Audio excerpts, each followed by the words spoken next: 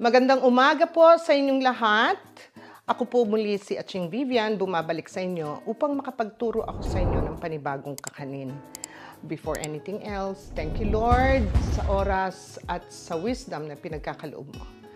Anyway, tayo po ay magluluto ngayon ng cassava cake. I'm pretty sure marami sa inyong marunong magluto nito, pero dun sa mga hindi nakakaalam, ito po ang mga ricados at mga measurements ko na gagamitin natin sa paggawa po ng cassava cake. Umpisahan po natin sa cassava cake muna.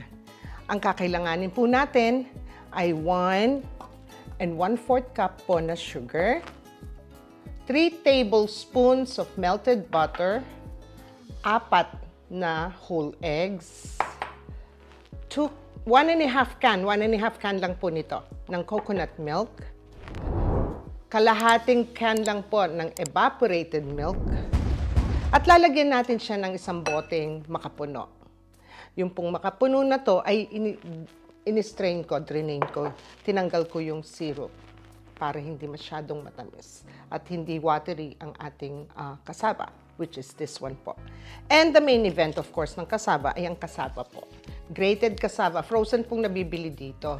And each one is 1 pound, 16 ounce. Kailangan po natin dito ay 3. So, kakailanganin nila is 1.5 kilong grated cassava kung sa Pilipinas. Okay?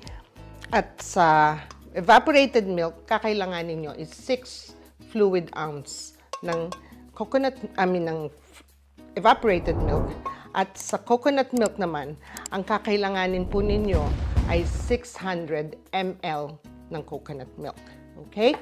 Punta naman tayo dito. Okay, tabi ko lang to, no?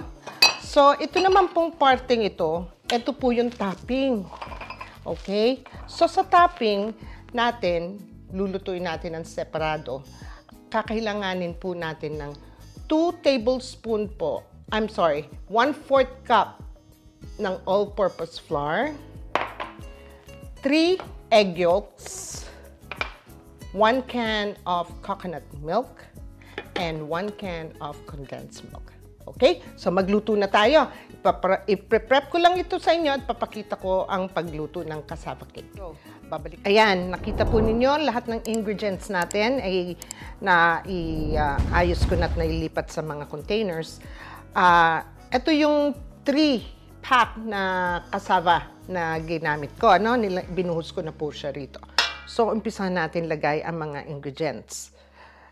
Ito ang itlog, ilalagay natin. Okay. Lagay natin ang sugar.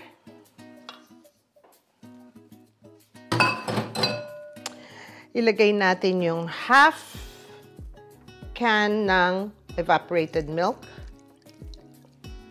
Okay, eyeball ko lang siya. Lagay natin ngayon, ilalagay lang natin lahat-lahat ang ating 1.5 can na coconut milk.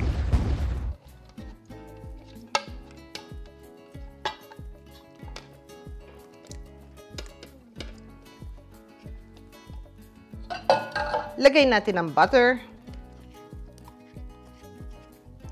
This is 3 tablespoons of melted butter. At ating haluin. Ganun lang kadali ang pagluto ng ating cassava cake. Just mix it all together.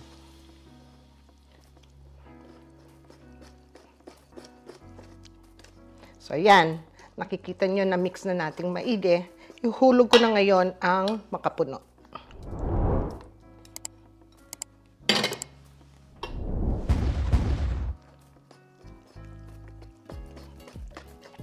I-whisk lang natin na mabuti until all the ingredients are evenly incorporated. Ito pong tray na to, greenish ko ng konti ng PAM. Okay, so na-mix na natin maigi ang ating cassava mixture.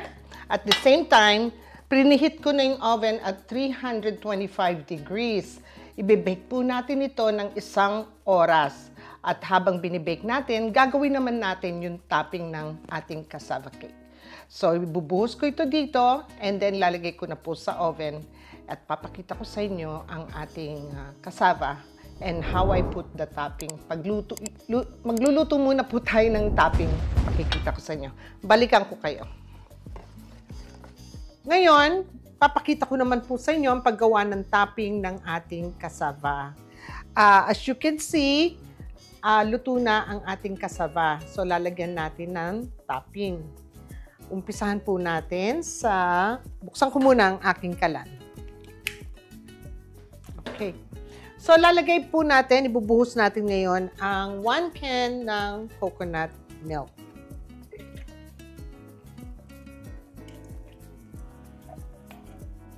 Siguro nagtataka kayo bakit ini-scrape ko lagi all the way, sinisimot ko.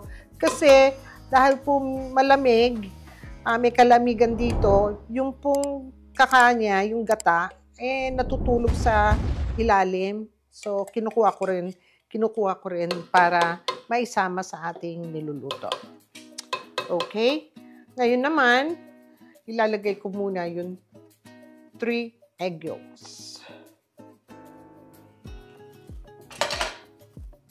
Whisk lang natin hanggang sa ma-dissolve natin yung ating egg yolks. Nasa medium po ang aking apoy. And now, since na-dissolve na natin, huhulog ko naman ang 1 can ng condensed milk.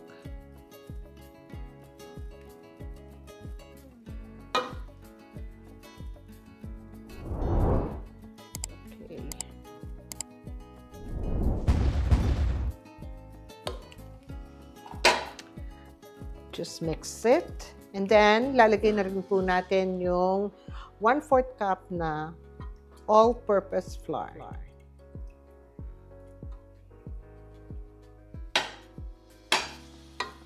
So, just mix it.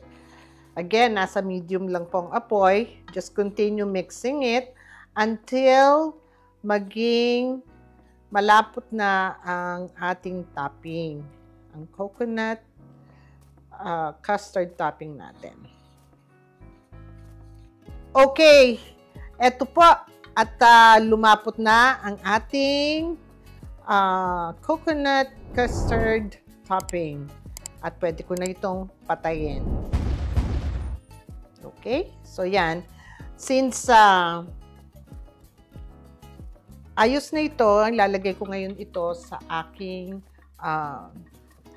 cassava. Pakita ko sa inyo kung paano ko ito ilalagay. Okay? Okay, so lagay lang natin evenly sa taas. So, i-spread out lang natin evenly. At ating i-broil to. Saglit lang po itong i-broil, ano, dahil madaling masunog ang ating topping.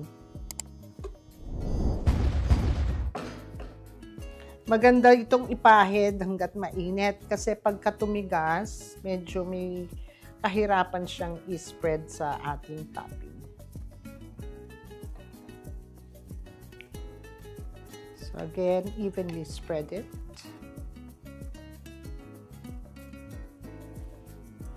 Okay, so now na even spread na siya, i-broil na po natin to. Probably between 3 to 5 minutes. And then ipapakita ko po sa inyo ang finished product. Okay, pagkatapos po ng mga 4 minutes na brinoil ko to, babantayan po ninyo kasi masusunog lang kayo. So, ito po ang ating finished product. Hindi ko mahawakan kasi mainit eh. Kalalabas lang ng oven. So, makikita po nyo, ang ganda ng ating cassava cake. At magagamit ninyo to sa anumang handaan, kahit anong okasyon, o pang kabuhayan, pang negosyo. Gamit na gamit ito. Sundan nyo lang ang aking mga ingredients and measurements. And you'll be okay. So, paano po? Hanggang sa muling segment at gagawa tayo ng ibang klaseng panghimagas or kakanin. Maraming salamat po sa inyong lahat, sa mga viewers ko, sa mga subscribers ko. Taos puso ako nagpapasalamat sa inyo sa walang sawang panunood nyo sa aking channel. To God be the glory. Maraming salamat po. Naway kayo magkaroon ng mapayapang araw. Sige po, hanggang sa muli.